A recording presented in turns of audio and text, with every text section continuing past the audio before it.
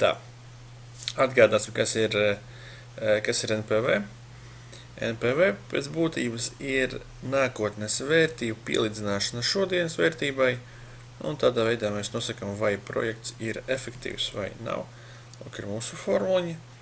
Un šo daļu gudrākie no mums atcerās. Tas ir PV present value formula, kur mēs nākotnes vērtību dalam ar mūsu likmi konkrētajā pakāpē. Lai aprēķinātu NPV, pirmais, ko ir jāizdara, ir jāiegūst tīro naudas plūsmu. Un kas ir tīrā naudas plūsma? Tā ir naudas plūsma, kas ir iedot ar investīciju un peļņas plūsmu, sapudināta vienā. Un kā tas darās? Ļoti vienkārši. Katrā periodā mēs izmantojam peļņu mīnus investīcijas. Šādi un pavalkot. Palabi iegūstam kaut ko šādu. Jā, redzam. Nākamais, kas būtu nepieciešams, ir pārrakstīt periodus. Mums neinteresē vairs gadi, būtībā gadi vispār nekad neinteresē mūs. Mums interesē periodi. Cik periodiski ir mūsu iemaksas. Šajā gadījumā ir katru gadu, un tas izskatās lūk šādi. Sākam mēs vienmēr ar 0. periodu. 0. periods, un tad mums katrā 1., 2., 3. un tā tālāk. Labi. Tālāk.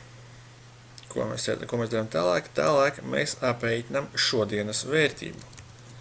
Šodienas vērtība, tad cik katra summa maksā šodien, ņemot vērā, un tas ir svarīgi saprast, ņemot vērā manu vēlamo peļņas normu. Lūk, šī likme.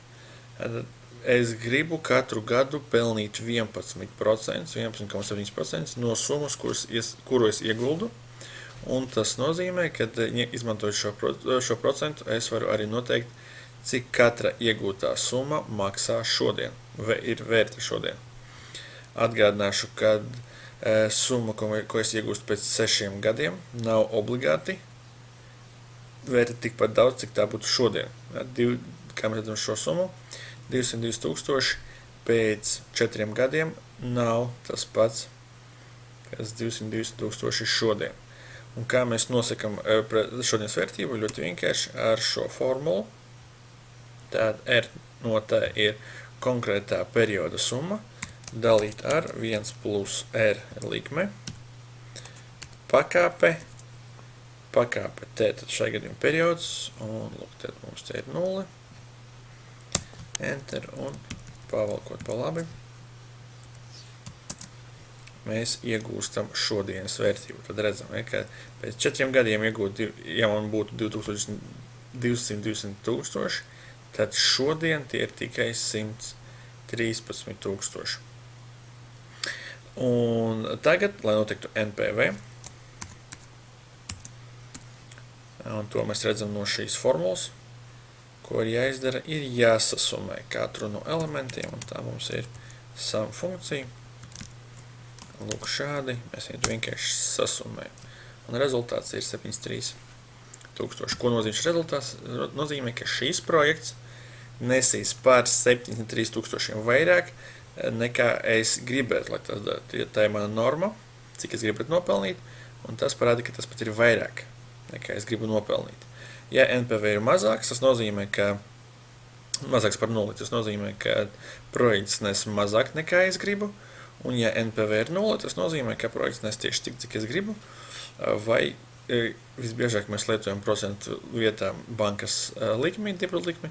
Tas nozīmē, ka gan depozīts, gan šis projekts nes vienu un to pašu summu. Vēl viena lieta, kā aprēķināt NPV bez šī gara aprēķina, var izmantot NPV funkciju. Un NPV funkcija ir 2 obligāti parametri, rate, likme, acīm redzami, un vispārējais ir mani maksājumi, vai naudas plūsma. Svarīgi atcerēties, ka NPV ir jāievada naudas plūsmu sākot ar 1. periodu, nevis ar 0. periodu, bet ar 1. periodu, un tā ir tīrā naudas plūsma no 1. perioda un tik, cik vajag pa labi. Ko daram ar 0. periodu? Mēs to vienkārši pieskaitam klāt. Jo 0. periodā, redzam, nekas nenotiek ar manu summu. Tāpat viņa paliek tāda pat, kā ir bijis, jo tas ir šodienas vērtība, tāpēc mēs viņu neliekam NPV funkcijā, vienkārši pieskaitam blakus un redzam, ka tiešām mums tāpat sanāk tas pats rezultāts. Ja, ļoti labi. Tālāk.